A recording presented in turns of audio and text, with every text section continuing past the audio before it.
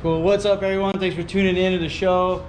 Today, I really wanted to talk about, is it really worth it going full carbon fiber to steel from the steel factory fenders?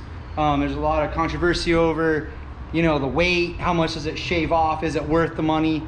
So today we're out here. I'm out with Anthony. We're out at Darkside Customs in Santee, California.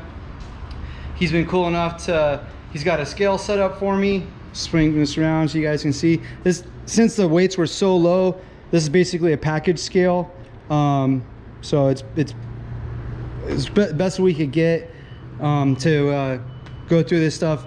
This is going to be a factory front fender off of a 2022 Road Glide Special. Yep, 22 Road Glide Special.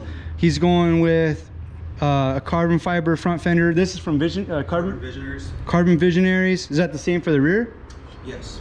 This is also a Carbon Visionaries rear. Yes. So this is the factory steel one. Yeah, it does have the tail light, the blinkers, the mounting bracket. It's not going to be like perfect, but I can tell you it's a huge difference in weight. So, and then also we're going to weigh this battery. This is a NOCO lithium. I can tell you right now, this thing is nothing. So we're gonna do that as well. But before we get started, I wanted to point out a couple of badass builds that come out of this shop.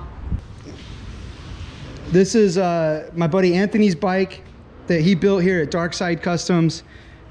A lot of custom parts. He finished this at 6 p.m. and then left at 5 a.m. and rode it all the way to Sturgis with 8 miles on the motor. Had to fix a couple little things, but no big deal. He was able to fix it on the side of the road, found a welder. But it's a pretty badass bike. You want to tell us a little bit about it, Anthony? Yeah, for sure. Just kind of go through a couple of things, because there's a lot of guys out there, they look at it and they're like, oh look, you got a custom pipe, no big deal, air filter. But it's like there's a lot of little things that people don't realize, including myself, that don't know, like, oh man, every single one of these bolts, these are all ARP bolts, and they're all handmade for every single one. I mean, there's probably got to be 60 to 75 fasteners on here, but yeah. Yeah, for sure. It's a 90 FXR frame with a fuel injected 107 twin cam motor in the bike. It's got a narrow 49 millimeter front end from bare knuckle pawl, running a dual disc axial mount Brembos. Of course, it's got Lindell rotors, front and rear. It's got JD Customs fairing, JD Customs lowers, JD Customs slim bags, track dynamic traverse swing arm, boosted Brad risers.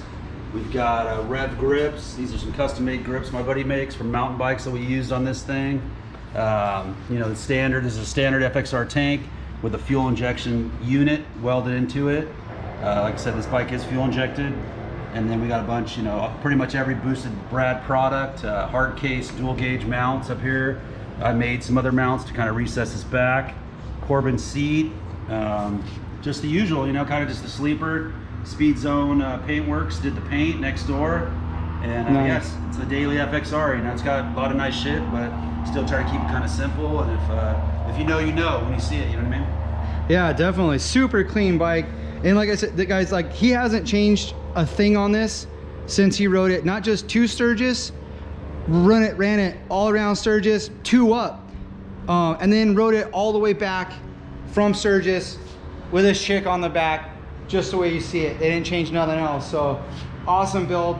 Freaking can't say enough. I mean, it's super clean. And one of the things, like, I didn't even notice it because I'm kind of colorblind, and I don't know if you'll be able to see it in the video, but between the pinstripe section and the actual paint on the bag, there's difference. This is, what do they call that? The outside's like pure black and the inside's crystal pearl. Yeah, crystal pearl. So super sweet freaking paint job too. I wish we could have got it in the light, but yeah, phenomenal.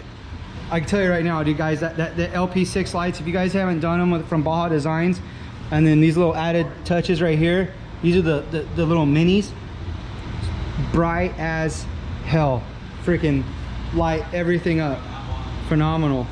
So sick build. But so we're gonna go ahead and you know, I'm gonna start off just weighing this NOCO battery, because a lot of you guys know that the stock batteries, I mean, what are they, like 13 pounds maybe? I don't know, give or take. I don't know, don't quote me. I'm sure there's gonna be some keyboard warriors out there. They're gonna be like, oh no, it's 13.57 to the 10th power. I'm like, what? Shut up, dude. But anyhow, this is a NOCO battery, and this is the battery. I am not like making this shit up. There's the, you can see the in case you guys want to get it, there it is. But I'm gonna stick this on here right now, not even touch it. Look at that,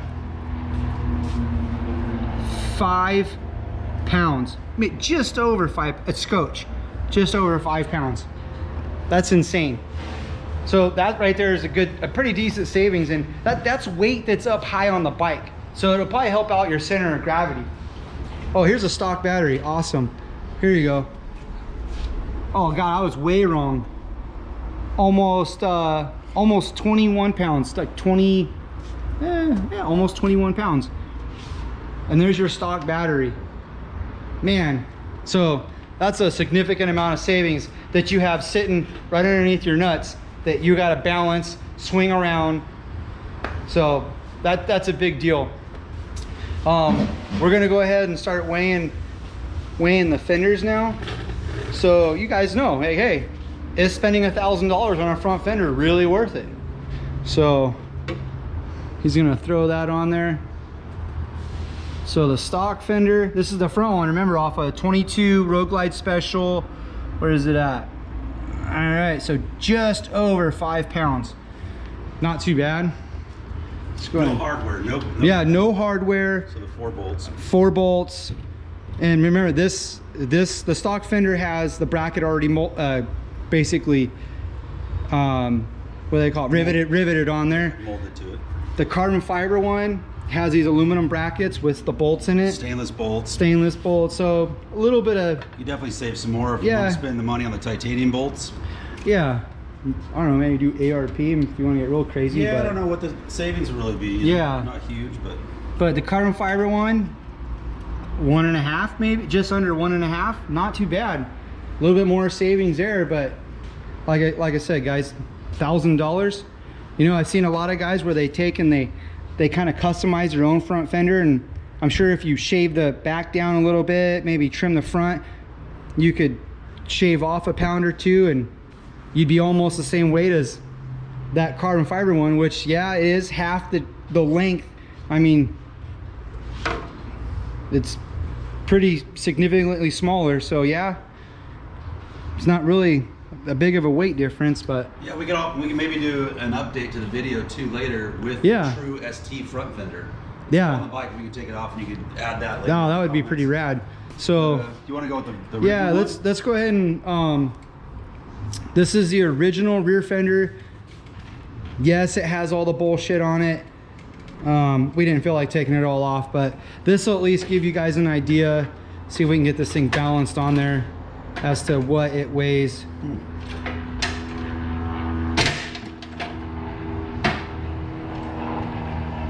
Might be kind of hard. You're gonna have to hold You it. might have to hold it, but I mean, it's still not too bad, guys. I mean, we're maybe 14.5, almost 15 pounds. But remember, that has the metal bracket in the rear. It's got the brake light on it. It's got the hardware on it, turn signals, license plate. So, and then this is just going to be like an empty seat screws on there. yeah, carbon fiber. It's got the lightweight DTF mounting hardware on this. So these are aluminum. just throw that on there just to kind of get an idea what the stock one weighs. And you could probably get all this information off you know, Carbon Visionary's website, but just the stock one is just under 3 pounds. It's almost like 2.5. But so you imagine, you know, you put this on there, yeah, you might add, like, this is all plastic, you know, crap. Let's just say this bracket and this is 2 pounds. So there you go, guys. Not a massive savings, And what would we say the rear fender was? I think pretty much everybody's rear fender's anywhere from 800 to 1100, just different. Yeah. Different manufacturer. So give or take, you know, a few pounds. That's a lot of money to spend, and it is a beautiful look. Like I want to do it on my bike. Just, you know, who doesn't want carbon fiber? But so anyhow, yeah, like Anthony said, well, maybe we'll do an update with, you know, with the front fender and stuff like that. Maybe when we see, the thing is, we're not mounting the turn signals or anything like that on that rear fender, so really we're not putting anything on here. Everything, like the license plate's gonna get hung off the bag. The lights, the tail lights go on the sides right here, and that trim piece. Turn signals, nothing's going on here, so that's why we can't transfer all this crap over to this beautiful fender from Carbon Visionaries. And by the way, guys, we're not sponsored by this shit. Someone else with a bottomless bank account bought all this, bought all the other parts, the battery and all that stuff, and he was just cool enough to let us use it for demonstration and stuff like that. So we didn't get none of this stuff for free. But anyhow, guys, if you guys are ever out here in Santee, California, roll by Darkside Customs. Ron and Anthony are pretty much always here. They build a lot of sick bikes. They just finished up this bike for a customer. I was actually hit in a car and it fell over, but the paint was all done by next door at what was the name of that guy's shop?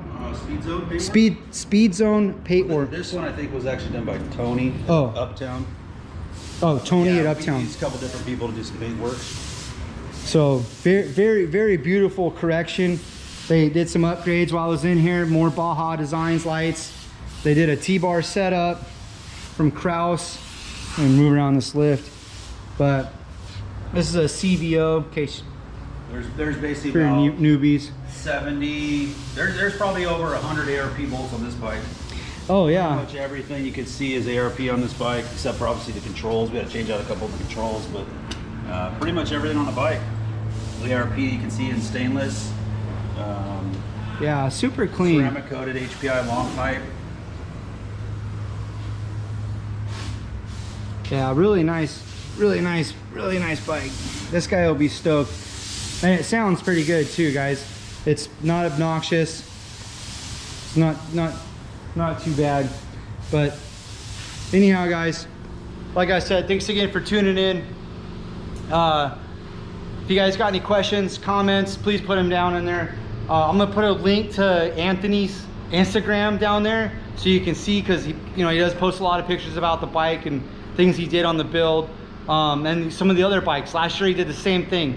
Finished another, that's a Dyna though, right? Yeah, we did a Dyna last year. Yeah, he built a Dyna last minute, finished it up, railed it all the way there, doing 100 miles an hour. Got there in like a day and a half, and then rode it all the way home.